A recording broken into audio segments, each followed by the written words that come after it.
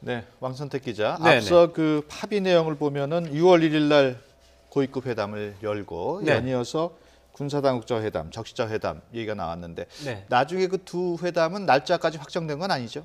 그럼요. 6월 1일 날 고위급 회담을 해서 군사당국자 회담이라든가 적시자 회담 이런 것들의 일정을 결정한다. 그런 의미로 받아들이시면 될 것 같고요. 예. 문재인 대통령 오늘 기자회견에서 제가 궁금하게 생각하고 또 뉴스를 전달하는 입장에서 뭐 큰 제목으로 삼을 만한 게 몇 가지가 나왔습니다. 예. 뭐냐면 이번 남북 정상회담 누가 먼저 제안을 했느냐 이게 네. 관심사였습니다. 김정은 국무위원장이 요청을 했다라고 문재인 대통령이 밝혔습니다. 예. 그제 요청해 왔다고 그랬죠? 그렇죠. 그 다음에 보도 문제와 관련해서 사실 아까도 얘기가 좀 있었습니다만 우리는 어젯밤에 정상회담이 열린 사실을 발표를 했고 내용은 발표하지 않았고요. 예. 그다음에 내용은 오늘 오전 6시에 북한의 조선중앙통신으로 보도가 됐습니다. 이제 지금 10시에 우리 대통령이 이제 내용을 한다고 내용에 대해서 발표를 한다고 했는데 이미 내용은 6시에 이제 발표가 됐죠. 이런 약간 좀 이상한 상황에 대해서 네. 문재인 대통령이 이것은 북한의 특별한 요청에 의해서 그 요청을 받아들여서 이렇게 됐다. 김정은 국무위원장 또 북한 측의 요청은 뭐냐면 북한은 오늘 오전이 돼야지 보도가 원만한 보도가 될 텐데 어젯밤부터 보도하는 것은 좀 문제가 있다. 그러니까 좀 협조를 해달라 이렇게 요청을 한 것이고 그에 대해서 우리는 내용에 대해서는 그러면은 받아들이겠지만 사실 자체는 알려야 된다. 해서 사실만 알렸고 내용은 북한의 요청을 받아들여서 북한이 먼저 보도하도록 이런 식의 어떤 수순을 짠 것 같습니다. 이런 것들은 뭐 굉장히 서로가 협조하고 배려하는 차원이라고 볼 수 있고요.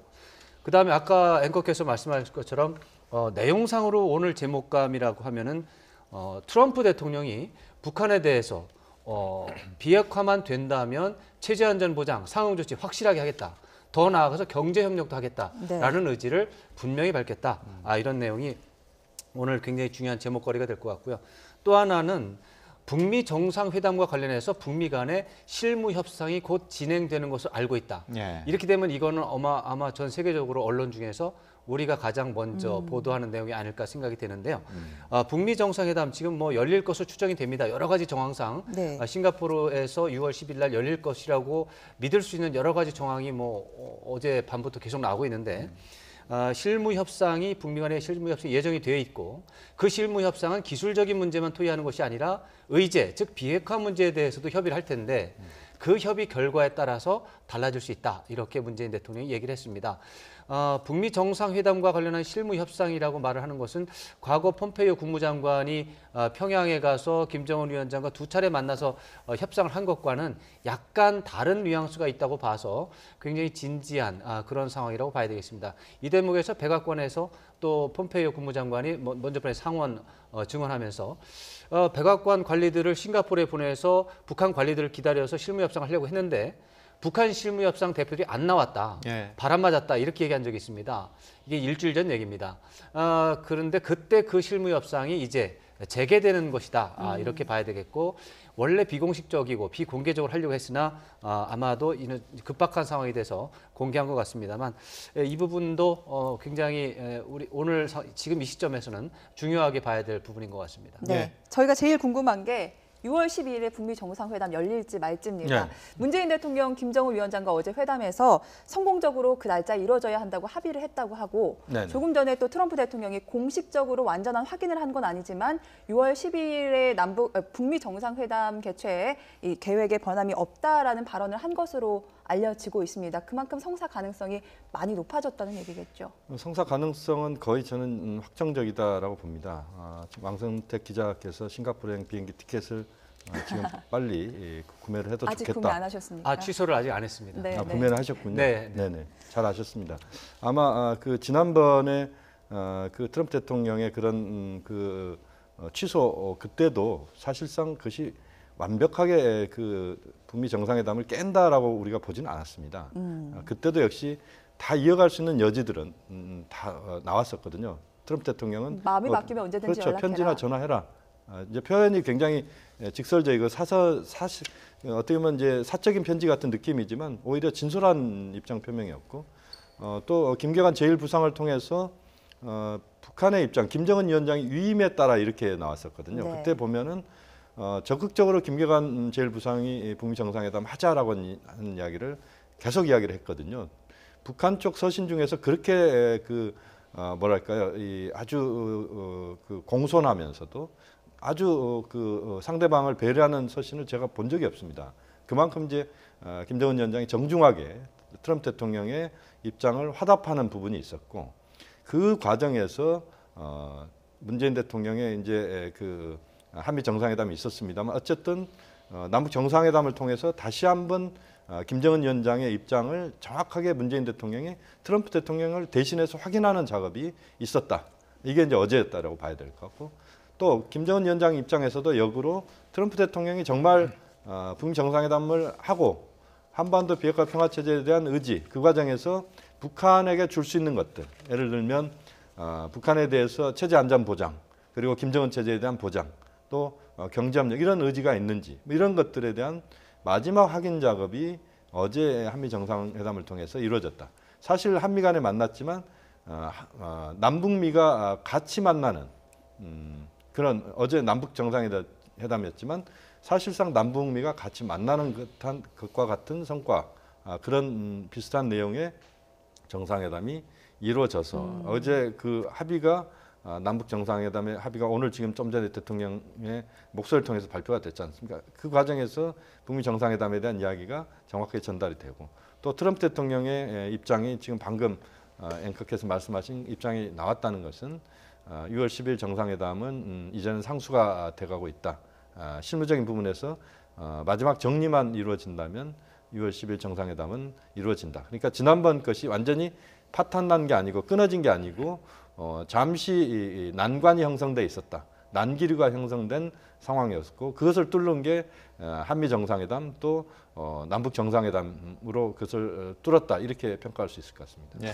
뭐 저도 말씀하시죠. 저도 기본적으로 우리 김 교수님 말씀에 동의를 하고요. 왜냐하면 트럼프 대통령이 그 취소 서한을 보낼 때 보면 거기에 대해서 뭐 북한을 비난을 뭐 심각하게 한다든지 아니면 특히 회담 자체에 필요성이 없다라고 얘기한 것은 전혀 없습니다. 오히려 회담은 영어로 크리티컬, 매우 중요하다라고 표현이 돼 있고, 마지막에도 또 마음이 바뀌면 언제든지 연락해라라는 게 있었죠. 그리고 나서 곧바로 뭐 8시간 좀 지나서 김계관 부상이 이제 굉장히 전향적인 담화를 발표했을 때 즉각적으로 또 트럼프 대통령이 얘기를 한 것을 보면 뭐라고 얘기를 하냐면 그때도 이미 6월 12일이 될 수도 있다라고 얘기를 하고 있습니다. 네. 이미 뭐 우리는 북한과 얘기를 시작했다라는 표현도 있었고요. 네. 그래서 여전히 뭐 한 가지 확실한 것은 결국 북미 정상회담이 열릴 가능성은 뭐 굉장히 높다라고 생각합니다. 다만 12일이 될지는 우리가 조금 한번 지켜봐야 될 필요가 있다고 생각을 하는데요.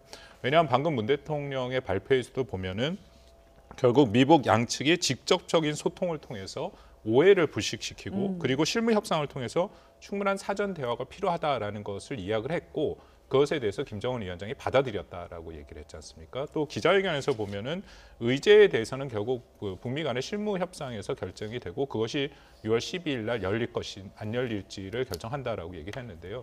뭐 그것도 근데 사실은 가능성이 굉장히 타결될 가능성이 높다고 생각합니다. 그리고 설사 그것은 타결 안 되더라도 그렇게 만약에 디테일에 아까 잠깐 말씀드린 비핵화의 방법에서 어떤 서로 미국과 북한 간의 차이가 있다는 것은 그거야말로 정상 간이 만나서 최종적으로 결정을 할 수 있겠죠. 실무선에서는 여기까지 차이를 좁혔지만 결국 최종적인 부분은 정상 간의 결정을 해야 된다.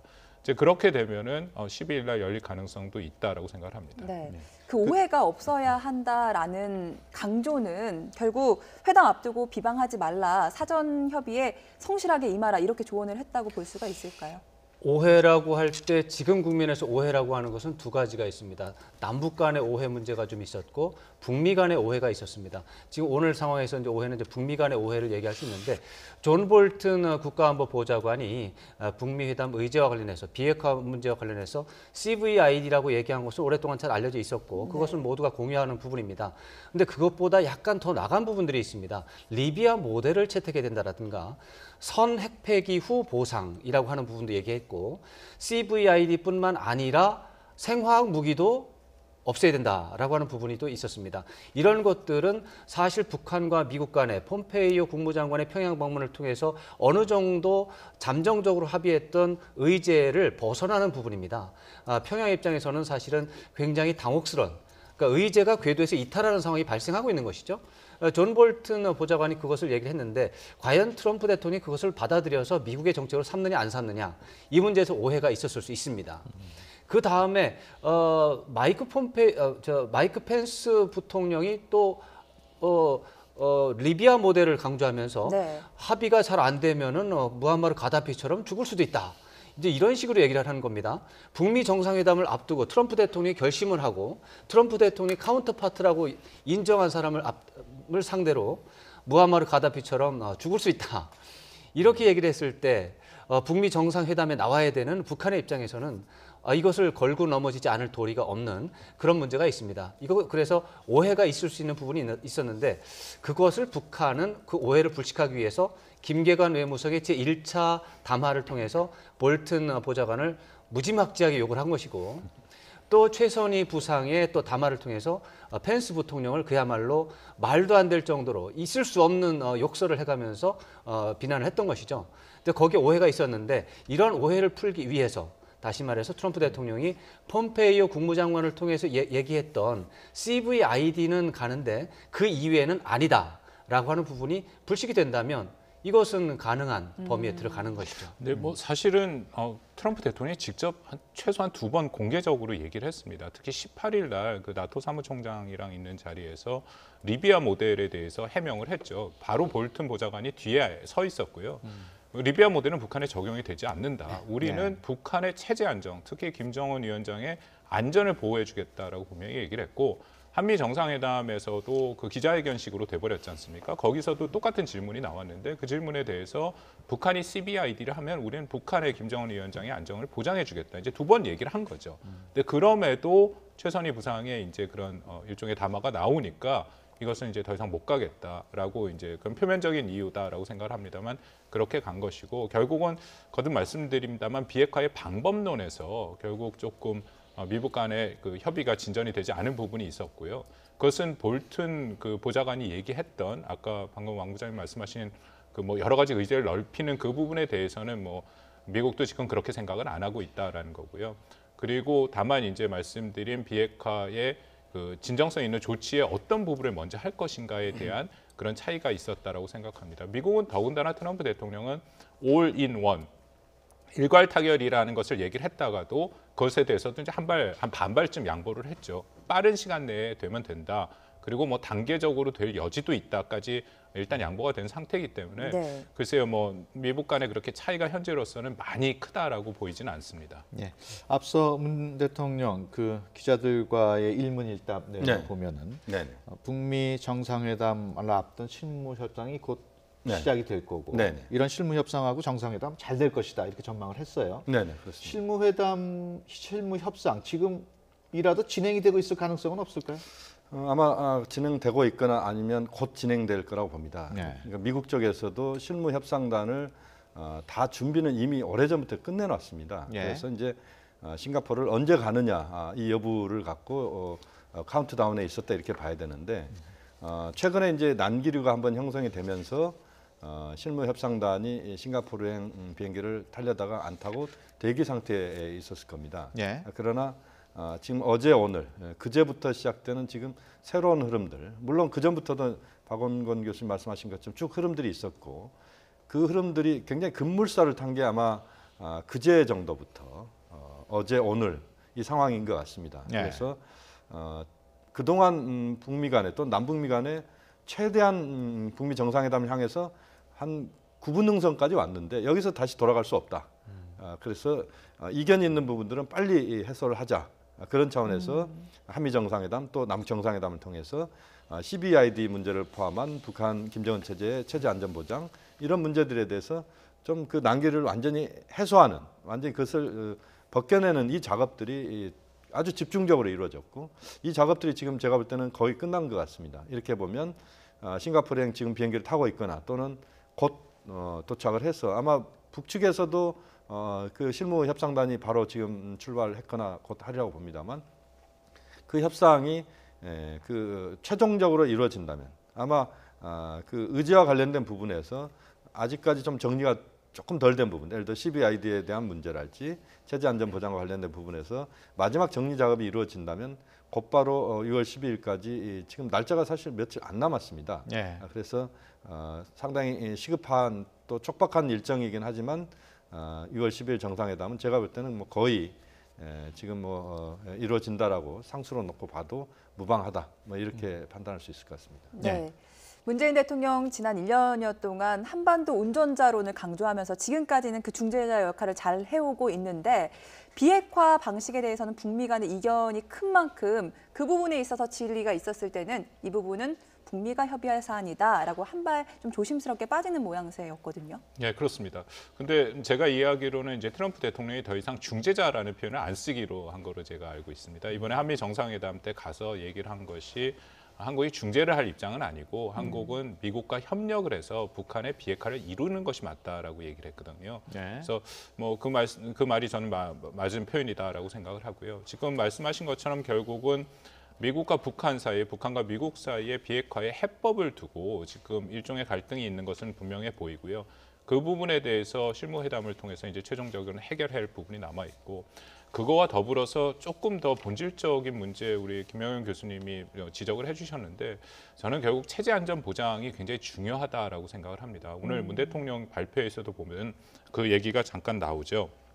김정은 위원장이 완전한 비핵화를 결단하고 실천할 경우에 북한과의 적대적인 관계 종식, 네. 이제 결국 그것이 체제 안전 보장인데, 그것에 대해서 여전히 북한과 미국이 이해하는 부분이 좀 다를 수 있다라는 것을 우리가 염두에 둘 필요가 있다라는 거죠. 왜냐하면 이번 16일 날 북한이 입장을 바꾸면서 두 가지를 얘기했는데, 그중에 하나가 결국 맥스 썬더 연합훈련의 문제 제기를 하지 않았습니까? 그것은 뭐 북한이 굉장히 전통적으로 연합훈련이 북한의 정대시 정책, 대북 적대시 정책의 가장 상징적인 것이기 때문에 그것을 철회하라고 계속 얘기를 해왔고요. 그래서 그런 측면에서 본다면은 적대시 정책을 철회하고 북한의 체제 안전 보장을 한다라는 것은 어쩔 수 없이 군사적인 조치가 뒤따라야 되는데, 여전히 한국과 미국의 입장에서는 군사적인 조치는 의제가 아니다라고 얘기를 하고 있습니다. 결국은 저는 그 부분에 대한 어떤 문제 해결이 돼야 될 것이 분명히 있다라고 생각을 하고요. 그리고 CBID도 더 얘기가 나왔는데, 문 대통령도 그 마지막 질문에 나왔죠. 제가 표정을 보니까 약간 좀 지친 듯한 표정으로 대답을 했습니다. 네. 왜냐하면 CBID에 대해서는 너무나도 꾸준히 계속해서 질문이 나오는데, 네. 제 판단에는 이 질문은 아마 북한의 완전한 비핵화가 이루어질 때까지 계속 나올 수밖에 없다고 생각합니다. 뭐 전혀 근거 없는 질문이라고 생각지는 않고요. 왜냐하면 오늘도 지금 발표가 나왔습니다만 김정은 위원장이 다시 한번 한반도의 완전한 비핵화 의지를 분명히 했다라고 돼 있지 않습니까? 네. 이것이 미국과의 소통을 보면, 그 마지막 질문도 이제 미국 기자의 질문이었는데, 영어로 하면 이것이 그냥 한반도의 비핵화다라고 이해를 할 수밖에 없지 않습니까? 영어로 그대로 옮기면. 근데 이것이 CBID인지에 대해서는 명확하지 않다라는 거죠. 그래서 우리 문 대통령은 계속 그렇게 얘기를 하고 또 뭐 입장을 그렇게 표명을 합니다만, 미국에서는 여전히 CBID라는 표현이 김정은 위원장이나 북한의 공식 매체에서 나타나지 않았고, 또 하나는 지금 최근에 발표된 김계관 부상이나 최선희 부상의 담화에 보면 CBID를 못하겠다, 그거는 우리가 절대 받아들일 수 없다라고까지 얘기가 나오지 않습니까? 그러니까 뭐 그것은 서구에서는 당연히 합리적인 그런 의심이 있을 수 있다라고 생각을 합니다. 네. 체제 안전 보장 여부가 가장 관심 중에 하나인데, 북한이 얘기하는 체제 안전 보장, 구체적으로 뭘 얘기하는 걸까요? 북한은 전통적으로 세 개를 체제 안전 보장이라고 얘기를 했죠. 첫 번째는 미북 관계 정상화입니다. 그것은 뭐 계속 북한이 굉장히 오랜 기간 동안 얘기를 했던 것이고요. 예. 두 번째는 역시 경제적인 인센티브와 경제적인 지원. 지금 같은 경우 이제 경제 제재 해제가 되겠죠. 그리고 세 번째가 제가 방금 말씀드린 군사적인 조치로서의 평화 협정을 얘기를 하는 거거든요. 그것은 뭐 여러 가지 얘기가 있습니다만, 2016년 7월 달에 북한의 이른바 이제 공화국 성명 대변인 성명으로 5대 비핵화 조건이 나왔는데, 마지막 조건이 주한미군 철수를 선포하라라는 얘기가 있었고요. 그 앞에 조건들 보면 연합자산 전개를 하지 마라라는 그런 내용들도 있습니다. 그러니까 결국은 평화협정을 체결을 하되 군사적인 조치를 취해야 하는 것이 필요하다라는 것에 대해서 뭐 그 나름대로 북한의 입장에서는 합리적인 요구죠. 그 북한이 만약 핵을 포기한다면 그들의 표현대로 핵 보위, 그 핵 무력에 핵 보검을 내려놓는 건데 그것을 뒷받침할 만한 군사적인 조치가 없이는 북한이 여전히 불안감을 느낄 수밖에 없다라는 겁니다. 그래서 저는 좀 조심스럽기는 합니다만 이 문제는 한 번은 짚고 가야 되는 것이고요. 우리가 한미 동맹과 대북한의 북한 특히 핵에 대한 억제력을 최대한 유지할 수 있는 범위 내에서 과연 그러면 북한이 한테 제공할 수 있는 어떤 군사적인 조치는 무엇인가? 그 부분도 우리가 좀 심각하게 논의를 할 필요가 있다라고 생각을 합니다. 지금 말씀하신 세 가지 중에서 관계 정상화 관련해서 미국이 그 관계 정상, 곧 수교 같은 거를 과감하게 받아들일 가능성은 없을까요? 뭐 그것도 저는 가능성이 있다라고 생각을 합니다. 왜냐하면 미국 수교는 계속 얘기를 하고 있고요. 특히 이번에 일괄 타결 방식을 얘기를 하면서 그것이 북한의 일방적인 비핵화만 얘기하는 것이 아니라 북한의 일종의 북한이 원하는 체제 안전 보장과 좀 같이 가겠다라는 그런 의미가 있죠. 물론 뭐 그것이 동시적이다라고 표현을 하기는 좀 어렵습니다만 뭐 같이 지금 추진을 하겠다는 생각이 있다라는 겁니다. 근데 계속 말씀이 드리는 것입니다만 일단 뭐 미국 간에 북미 간에 국교 정상화되면 그것은 일종의 외교적인 수단으로 북한의 체제 안전 보장을 해주는 건데요. 근데 여전히 외교적인 수단만으로 북한이 체제 안전 보장이 이루어졌다라고 느낄 수 있는지 그것에 대해서 상당히 의구심이 있다라는 겁니다. 북한에서 여러 번 얘기를 했고요. 그리고 우리가 뭐 리비아, 이라크 그런 여러 사례를 보더라도 외교적인 수단만으로 체제 안전 보장이 되는 건 아니죠. 그래서 트럼프 대통령이 수차례 리비아와는 다른 것은 체제 안전 보장을 하겠다라고 지금 얘기를 한 겁니다. 그래서 그것에 대해서는 조금 더 구체적인 또 새로운 방법이 좀 필요하다라고 저는 판단하고 있습니다. 예. 네. 시간이 다 됐기 때문에 끝으로 딱 한 가지만 네. 여쭤보면 아까 그 문 대통령 발표 내용 중에 남북은 이렇게 만나야 한다는 것이 제 생각이다. 네네. 지금처럼 저렇게 만나야 되는 것이 제 생각이다 얘기했거든요. 어떻게 그렇습니다. 풀이해야 될까요? 지금 이제 남북 정상 간의 만남이 그야말로 이웃집을 가는 그런 마시를 가는 만남. 그러니까 격이 없이 서로 네. 소주 한 잔 기울일 수 있는 만남. 저는 그 만남도 매우 중요하다고 봅니다. 예. 그러니까 남북 정상 간에도 만남이 이런 식으로 시작되고 또 고위급 회담도 마찬가지고 또는 특사 파견도 마찬가지고 또는 나중에 이산가족 상봉도 그렇고 남북 간의 교류 협력도 이렇게 만나는 것. 그야말로 꼭 필요할 때 같이 이야기를 해야 될 때 충분히 대화를 할 수 있는 그런 시간들을 만들어서 만나자. 형식에 얽매이지 않고. 그렇습니다. 그러니까 이 만남은 결국 앞으로도 남북 정상 간의 만남의 새로운 어떤 그런 변화된 모습을 우리가 볼 수 있는 어제는 충격이었지만 아마 앞으로 이런 만남은 그렇게 충격적이지 않을 겁니다. 그런 만남으로 가면서 현안들을 풀어가는 그런 지혜를 모으는 그런 점에서 매우 큰 의미가 있다고 봅니다. 네, 김용현 교수, 박원곤 교수, 왕사대 통일외교 전문 기자였습니다. 세 분과는 잠시 뒤에 다시 한번 이야기 나눠보겠습니다. 고맙습니다.